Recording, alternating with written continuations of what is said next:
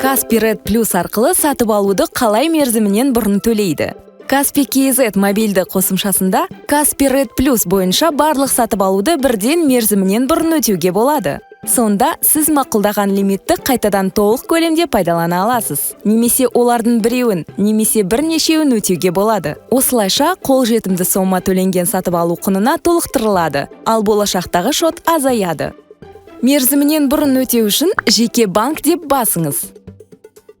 Каспи Ред Плюске өтіп, әрекет қосымша бетін таңдаңыз. Енді сатып алған заттардың ақысын мерзімінен бұрын өтеу деп басыңыз.